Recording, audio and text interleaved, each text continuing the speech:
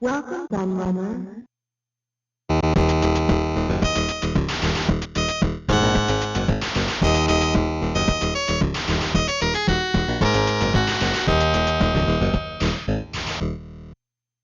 Just last month, I did a follow-up video to my failed consoles that never made it out of Japan video that revealed the stories behind 5 more obscure systems from the land of the rising sun, and I think you probably all suspected I would also follow up one or more of the other videos I did in that series, which also looked at consoles that never made it out of Europe, Asia and America too.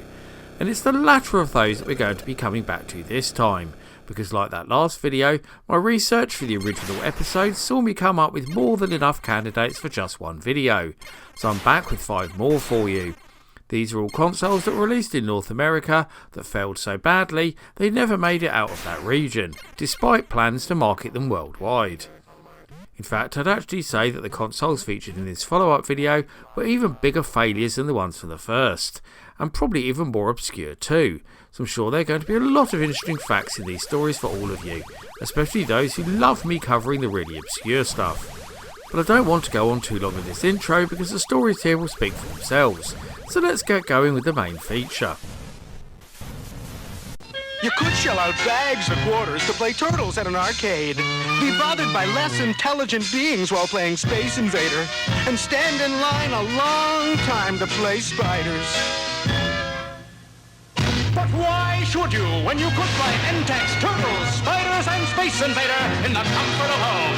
Entex, Turtles, Spiders, and Space Invader, the next best thing to your very own arcade. Each sold separately, batteries not included.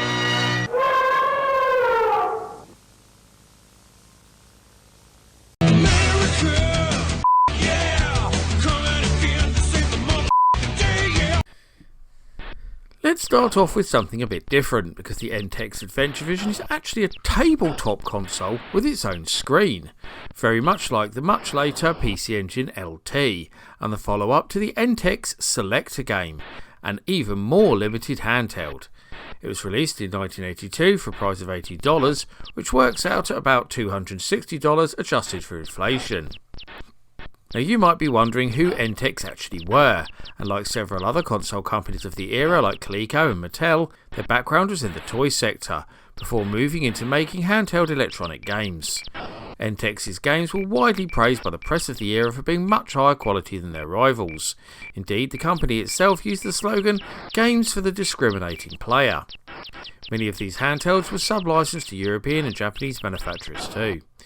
Pre-video game, their most popular product was a Lego-like toy called Lock Blocks, but the success of these handhelds saw them put all their focus into that sector. The hardware inside the AdventureVision is very interesting indeed, being based around an Intel 8048 processor with 1K of RAM, 1K of ROM, and a simple sound chip.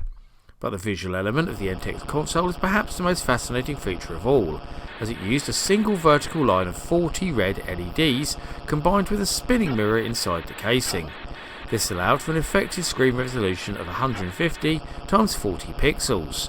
However, the motor for this mirror drew a great deal of power from the batteries, so all units came with an AC adapter. This issue somewhat hampered its promotion as a portable device, and is one of the main reasons why the AdventureVision failed.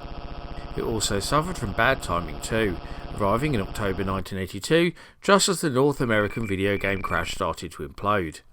This saw it discontinued less than a year later with sales of just over 50,000 units. This lack of traction meant that it was never released in any other countries, as Entex failed to find any winning partners. Due to its short time on the market, the AdventureVision had just 4 games released for it, and all of those were arcade ports, which again added to Entex's costs. In fact, the huge losses incurred by Entex, who had posted profits exceeding $100 million just a few years before, caused the company to enter bankruptcy.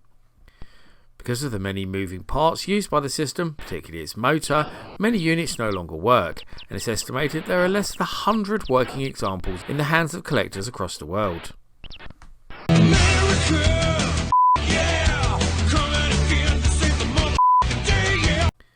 And in the immortal words of Monty Python, and now for something completely different, as we move on from a tabletop console to a multimedia system, which is probably the most obscure console on this list.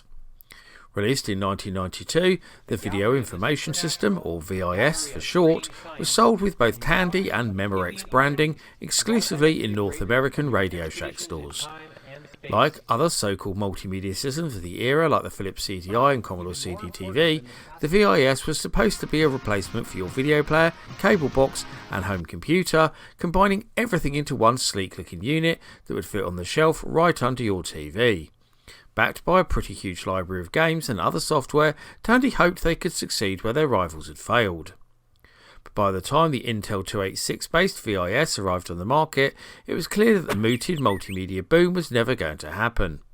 The CD-TV was about to be discontinued by Commodore after just a year on the market, and the CDI had hardly set the world alight in the 2 years it had been on sale, and was already being revised as a more games-focused home console. So the VIS was almost dead before it even hit the shelves, and indeed Tandy Radio Shack employees joked that the shortened moniker actually stood for virtually impossible to sell. They weren't joking either, because Tandy only managed to sell 11,000 units in total, and that included the period it went on clearance.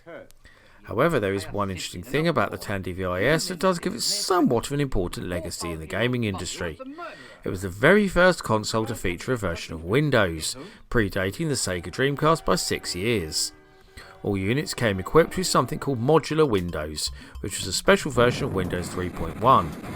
Microsoft intended this to be an embedded operating system for use in various home devices, especially those designed to be connected to televisions. However, the VIS is the only known product that actually uses it. Despite its lack of pickup at the time, Microsoft did continue to develop modular Windows, and it eventually formed the basis for Windows CE.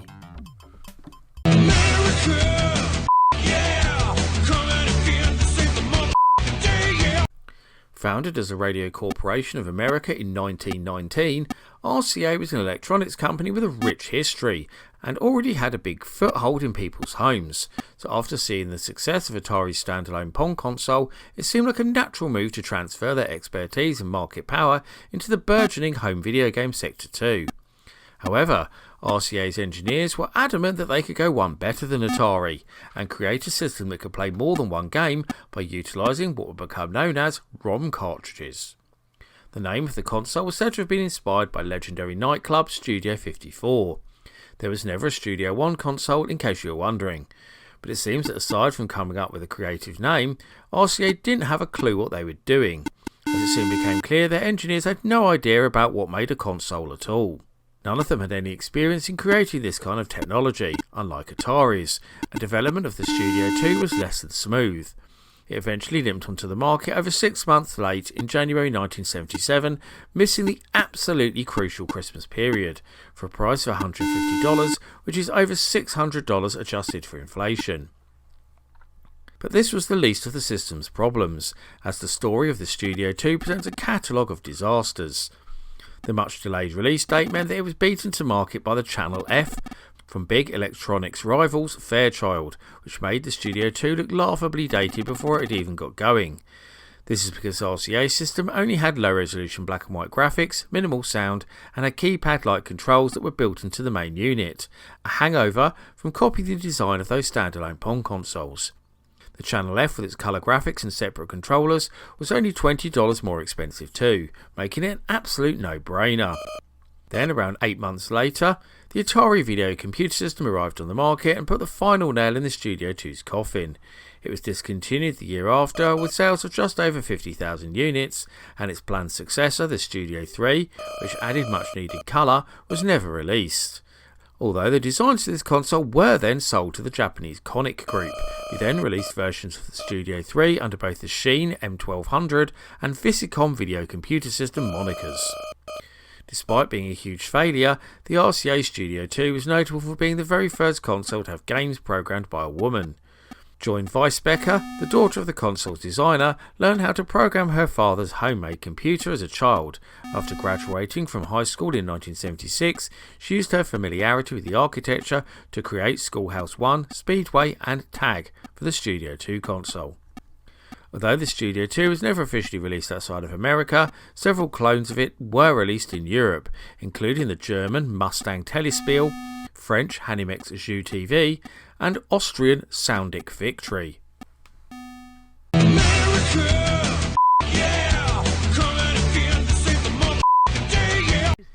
Released in 1988 by the Ideal Group, who is still going strong today and now specialise in toys for disabled children, the Viewmaster is one of only a handful of consoles to use VHS tapes as a storage medium, making it totally unique in this list.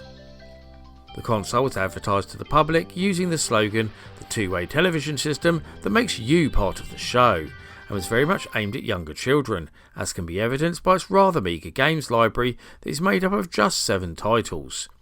Ideal used their many connections within the toy market to get licenses for games based on the Muppets, Sesame Street and a number of different Disney characters. In fact, the unit itself came bundled with a title called Disney's Cartoon Arcade, as well as one joystick style controller and all the usual hookups. All of these games are of an educational nature, of course, as you no doubt guessed, with only the Disney title offering any kind of real gameplay. In fact, this actually included a clone of Frogger starring Mickey Mouse, which is by far the best thing released for it. Video wasn't ideal as a storage medium for proper games either, because it didn't offer instant access like cartridges or CDs, and the tapes would also wear out and stretch over time. The technical capabilities of the console itself have been compared to that of the ColecoVision, although I couldn't find any confirmed specs anywhere online. Despite the high spend on obtaining these popular characters and marketing the console to the masses, almost nobody bought a Viewmaster Interactive Vision, preferring to stick to more mainstream cartridge-based machines instead. After making a huge loss on their investment, Ideal went back to what they were good at, making toys, and it's no surprise to see that there's absolutely no mention of this abject failure in the history section of the company's official website. Now, you get to choose which one you want to hear in today's America! Yeah! Coming again to save the motherfucking day, yeah! Although there were a whole range of different systems under the Telstar banner that were released through 1976 into 1977, most variations of the unit, such as the Classic, Sports and Deluxe, were nothing more than bog-standard Pong clones, whilst later models took on many features that people would now associate with proper games consoles, such as light guns, steering wheels, joysticks and even game cartridges. This design evolution all culminated in the very last model released by Coleco, the Telstar Arcade, which featured all of these in one very unique looking design. On each side of the eye-catching pyramid-like unit was a different controller, and on top of the console was a strange triangular cartridge slot. There were 4 such plug-in ROMs available that each had 3 or 4 different games, including titles such as Pinball, Tennis, Naval Battle and Road Race. But what makes this quite interesting is that each cartridge contained its own CPU, an MOS technology MPS 7600, and an individual circuit too, meaning the console was basically just a pass-through device that you could plug into the TV. Atari actually planned to produce something quite similar in the form of the cancelled Game Brain console, and if you want to know more about that one, then click the link in the description. The big problem with this design was that the cartridges were expensive to produce and limited in what they could do. The Telstar Arcade was initially quite successful for Coleco, but as soon as the Atari 2600 came along, it was gathering dust with sales dying out almost overnight. This sent Coleco back to the drawing board, where they came up with a very new vision for the home console market. This is one of the program cartridges you snap into new Telstar Arcade, the 3-way microprocessor console. Start with this roaring road race. Gun the throttle. Faster. A crash. Score. Next turn to tennis for more video action. A new challenge. Quick draw with electronic pistol for target shooting. Got him. All games in full color. Other cartridges available with different programs. So hitch your TV to a Telstar. Telstar Arcade by Coleco. And that completes my deep dive into 5 more failed consoles that never made it out of America.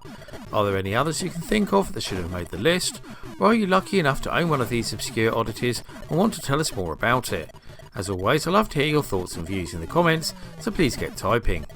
Before I go though, I must thank all of my loyal followers for continuing to support my channel and make videos like this possible. However, I'm asking special thanks to following patrons in particular for their much appreciated pledges. Paul Daniel, Mins, Dos Gamerman, Luke MC, Carl Olsen, Seth Robinson, Mark Strickland, Frosty, Peter Grantham, Glimmertorn, Trolltor the Burninator, Daniel Skronsky, Ben P. Stein, Tabby Kitsune, Classic Gamer 74, Your Eyes Are Bleeding, David Maddox, Bernard Santu and Electron Star Collapse. If you also want to help support all my creative endeavours, including this YouTube channel, then please go and check out my Patreon right now, where you can get access to a whole stretch of content including downloads, exclusive videos, creative insights and much more besides. I've been the Laird, I thank you for watching and I'll see you all again for another video very soon.